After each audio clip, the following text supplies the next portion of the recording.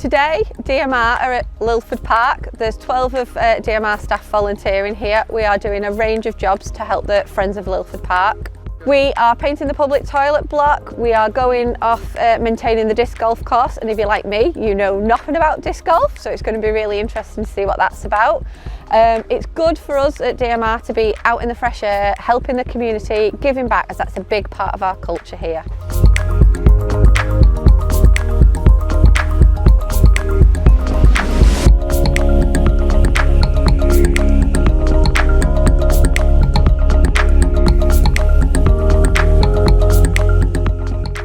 Disc golf is a sport a lot like ball golf. The same rules, same terminology, but instead of hitting a stick with a ball with a stick, you're throwing a disc into a basket.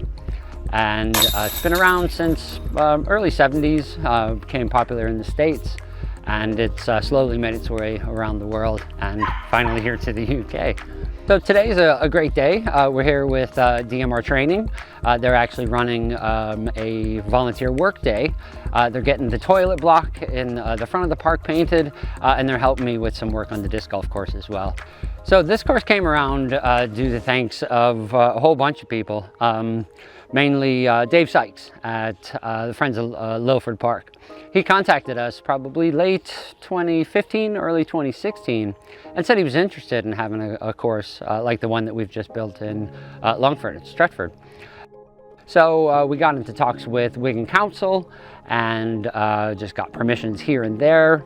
We installed 3 baskets at the front of the park in 2017, and we started doing open days, some community outreach, and then we started doing actual physical working days in the park as well. We've applied for many grants. We've gotten grants from the British Disc Golf Association, PDGA Europe, and we've run a huge crowdfunding campaign. I hope it just continues to grow as a community asset. The one great thing about disc golf is it's a free activity. Every course that we've put in has been free of charge. We're not looking to make any money. We're just looking to give the local residents of close to the parks something to do, an activity, especially when it comes to like half-term time. The kids need something to do, and most of the places that you go, most of the things that you do, it's going to hurt you in the pocketbook.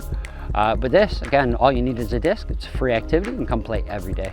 And that's just the beauty of the game.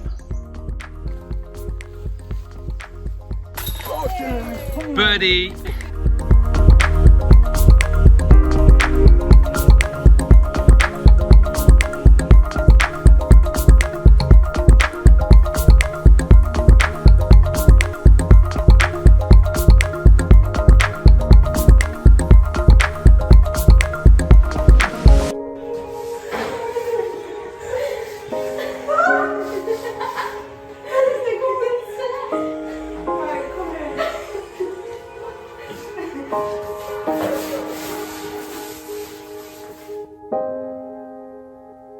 I'd just like to take this opportunity to thank DMR for their help today.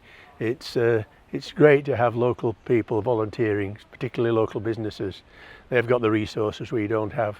It goes back historically, back to the sunflower days, which tragically have gone now, but DMR put a nice big patio in, which is very popular for picnicking, and we still use it. But today, the refurbishment of the toilets, which are desperately needed, they're nice and clean and bright, and I'm sure they'll be appreciate it for several years to come. The public conveniences obviously benefit everybody, young children, older people, and it's just a nice thing to have, although it's not necessarily a handsome thing. To make it more handsome, we actually decided that the graffiti that was on it wasn't adequate, so we approached a local graffiti artist to see if he could do something, and he actually came up with a few ideas, and we have now 4 seasonal panels on the toilets with the local insect life, wildlife, and the inspiration for those came from local children, school children. Their art teacher came to see us, and she was from Salford, and she came and looked around the park, and she was amazed at the views, the countryside. She said, I've just paid a fortune for 42 children to go to the Dales, and they could quite easily have come here for a lot less and had a much better time. So that was a feather in our cap. As far as things that have gone on since we started to improve the park, We inspired the council to invest in some outdoor gym equipment, which you probably see behind me. So that provides more entertainment for older people and children. We encouraged the development of the bowling greens. Unfortunately, bowls, although they were pristine with the greens here, they were abused and neglected. So now we've converted them to five-a-side football pitches, and they're used quite regularly for evening training. Further over behind the bowling greens we have a basketball court, which was again falling apart, but we managed to renovate it. We've now got seating there, and quite frequently young men come and they play basketball well into the evening on a summer's evening.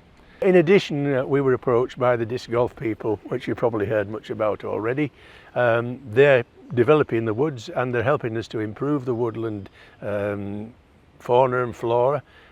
They say in their interest to have nice clear spaces for throwing discs, and there's a lot of overgrowth of the woodwork that's been taken out. The mature trees are looked after, and if there's any danger from any trees, they're the first to report it. We have a connection through our family with some people who are in the show business world, and they have contacts with many local groups. And they approached us about 5 years ago to see about setting up a little festival in the park. And we said, well, we haven't got the resources or contacts to do it, but if you do it, we'll support it. And for the last 5 years, we've had RockNStroll, and it's been a great success. The next RockNStroll event is this year, 20th of July. It's on from 11 o'clock in the morning till 10:30 at night. We'll be doing our annual barbecue this year. We missed out last year, but this year we'll be doing it again. So come and enjoy some of our delicious Angus beef burgers.